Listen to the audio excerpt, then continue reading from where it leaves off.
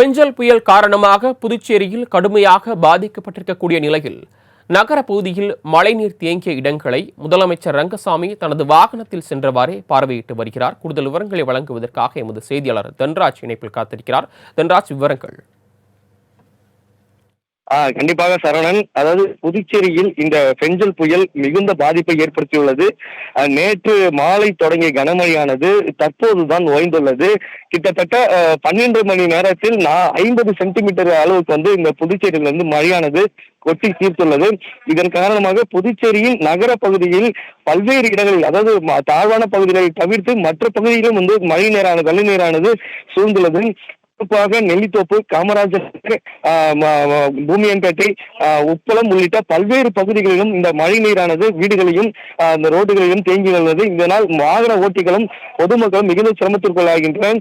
பொதுமக்களும் வீட்டை விட்டு இந்த மழை வெள்ளம் சூழ்ந்துள்ளதால் பொதுமக்களும் வீட்டை விட்டு வெளியேற முடியாத சூழ்நிலையானது நிலை வருகிறது. அவங்களுக்கான அந்த அத்தியாவசிய பொருட்களும் கிடைக்காமல் மக்கள் அவதிப்பட்டு வருகின்றனர். இந்த நிலையில் புதுச்சேரியில் மழையால் பாதிக்கப்பட்ட பல்வேறு பகுதிகளை முதலமைச்சர் ரங்கசாமி தனது வாகனத்தில் சென்றவாறு ஆய்வு செய்து வருகிறார். குறிப்பாக இந்த ரெயின்போ நகர் பகுதியில் மழைநீர் சூழ்ந்துள்ள 2000க்கும் மேற்பட்ட குடும்ப இடங்களை பகுதிகளை பார்வையிட்டார்.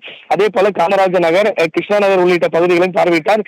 தொடர்ந்து வெள்ள நீர் வடிவதற்கான அனைத்து நடவடிக்கைகளும் எடுக்க அவர் அரசு அதிகாரிகளுக்கும் அரசு ஊழியர்களுக்கும் உத்தரவிட்டார். மேலும் நகர பகுதியில் நூற்றுக்கணக்கான மரங்கள் சாய்ந்து விழுந்ததால் புதுச்சேரியில் உள்ள பல்வேறு சாலைகள் துண்டிக்கப்பட்டுள்ளது. இதனால் முதலமைச்சர் ரங்கசாமி சென்ற பல்வேறு பகுதிகளை செல்ல முடியாமல் மீண்டும் திரும்பி வந்துள்ளார். இதே இந்த முறிந்த மரங்களை அப்புறப்படுத்தும் பணியில் தீயணைப்பு துறையினர் மற்றும் பொதுப்பணித்துறையினர் ஈடுபட்டு வருகின்றனர். மேலும் வெள்ளம் சூழ்ந்துள்ள பகுதிகளில் பேரிடர் மீட்புத் துறையினர் மற்றும் துணை ராணுவ படையினர் அங்கு இருக்கக்கூடிய மக்கள் படகுகள் மூலமும் இதனிடையே புதுச்சேரியில் மழையால் பாதிக்கப்பட்ட மழையால் சிக்கியுள்ள பொதுமக்கள் அருகில் உள்ள மேடான பகுதிகள் மற்றும் அரசு பள்ளிகள், கல்லூரிகள் மற்றும் தனியார் பள்ளிகள் உள்ளிட்ட இடங்களில் பாதுகாப்பாக செல்ல வேண்டும் என மாவட்ட நிர்வாகம் அவர்களை வலியுறுத்தியுள்ளது.